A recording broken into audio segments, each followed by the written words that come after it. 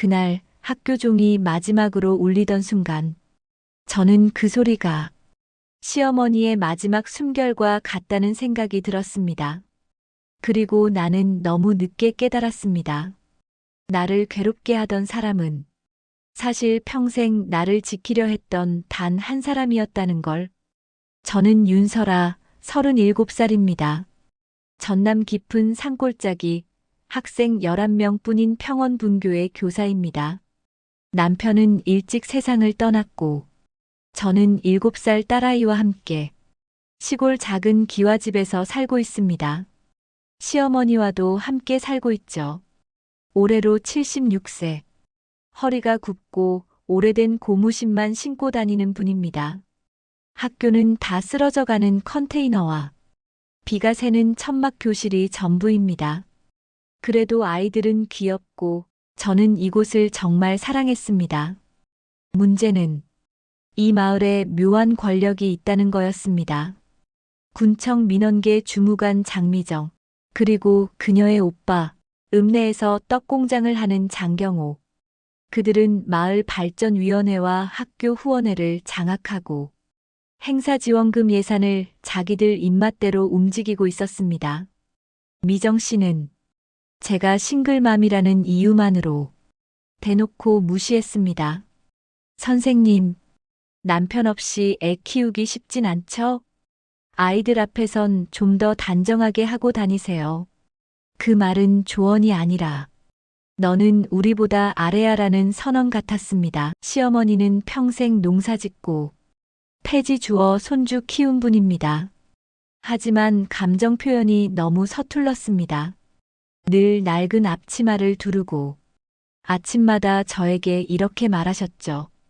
설아야, 너는 사람들 말에 너무 예민혀. 하지만 저는 그 말이 불편했습니다. 마치 제가 예민해서 괴로워하는 것처럼 보였으니까요.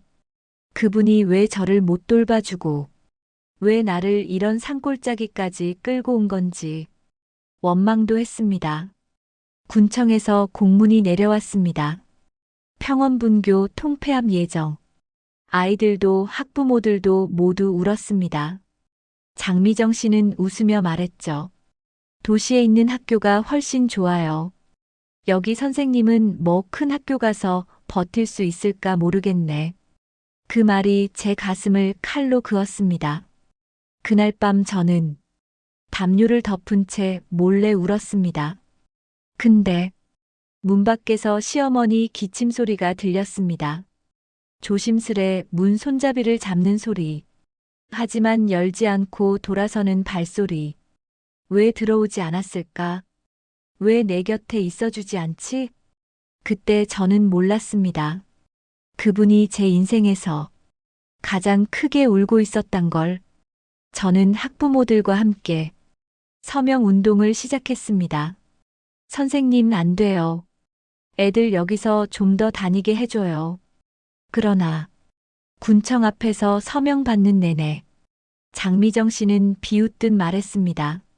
서명 갖고 되겠어요? 세상은 그렇게 만만하지 않아요. 그리고 저를 은근히 모욕하는 말도 빼놓지 않았습니다. 싱글맘 선생님이 뭐 안다고. 세상 물정 모르시네. 사람들이 있는 자리였지만 저는 꾹 참았습니다. 그날 밤 시어머니가 외투도 제대로 챙기지 않고 어디론가 나가셨습니다. 한밤중이었는데도 어머니 어디 가세요? 잠깐. 그 짧은 대답 뒤에 얼굴에 뒤섞인 불안함과 다짐 같은 게 보였습니다. 저는 알 수 없었습니다. 왜 시어머니가 그토록 초조한 표정으로 산길 아래 읍내 쪽을 내려다보는지. 분교에 도착하니 마을 사람들이 웅성거리고 있었습니다. 어제 밤새 군청에서 난리가 났다더라. 평원분교 폐쇄 잠정 보류래. 근데 누가 군수님한테 직접 찾아갔다던데. 사람들은 서로 모른 척했지만 누군가의 수군거림이 들렸습니다.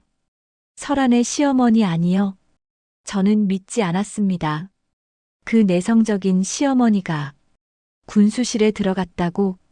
말도 안 되는 일이었습니다. 그날 오후 장미정 씨가 학교로 찾아와 교무실 문을 벌컥 열었습니다. 선생님, 분교 폐쇄 보류됐다고 너무 좋아하지 마세요. 잠시일 뿐이에요. 그리고 내 책상에 봉투 하나를 내려놓았습니다. 뭐 하시는 거예요? 선생님이 우리 편에 서주면 좋잖아요. 다음 달 선거도 있는데. 돈 봉투였습니다. 저는 손끝이 떨렸습니다. 이런 거 받을 사람으로 보이세요? 마침 지나가던 아이들이 보였고 그 아이들 앞에서 장미정 씨는 태연하게 말했습니다. 선생님, 감정 조절 좀 하세요. 혼자 애 키우면서 힘드신 거 알아요. 근데 사실을 받아들여야지. 그 순간 저는 그 어떤 굴욕보다 큰 상처를 느꼈습니다. 그날 수업 시간, 저는 글자를 설명하다 갑자기 말이 멈췄습니다.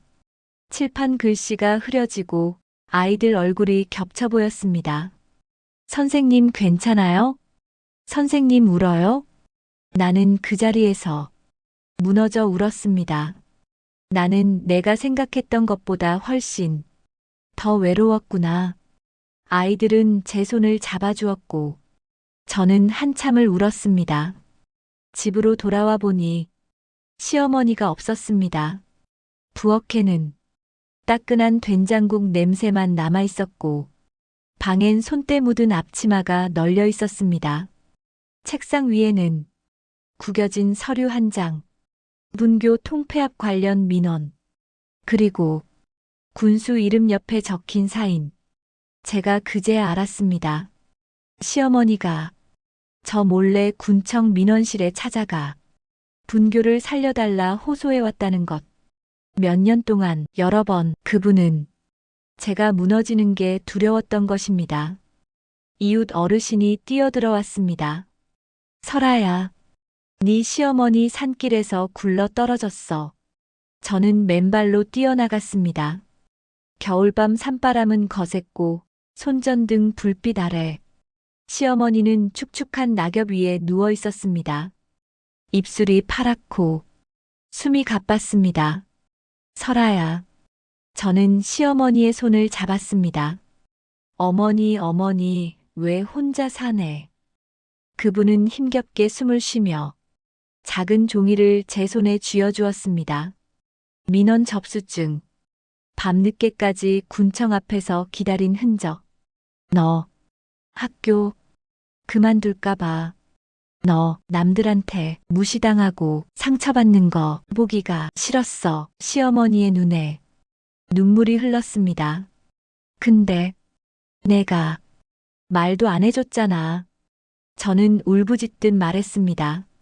제가 말하면 부담될까봐. 시어머니의 마지막 말은 속삭임 같았습니다.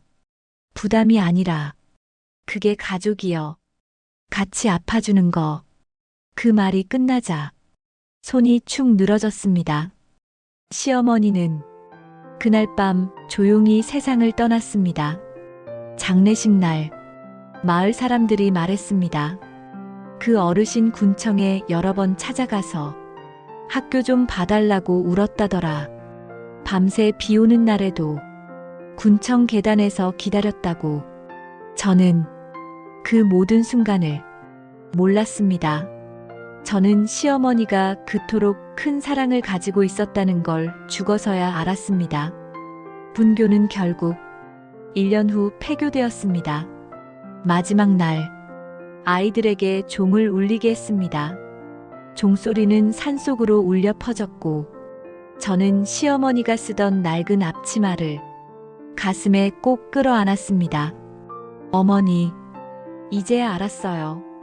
저를 지키려 했던 사람이 사실 어머니뿐이었다는 걸. 종소리가 멈추자 산새들이 날아올랐습니다. 그리고 저는 그 눈물 사이로 작게, 아주 작은 미소를 지었습니다. 어머니, 이제 제가 딸을 지킬 차례예요.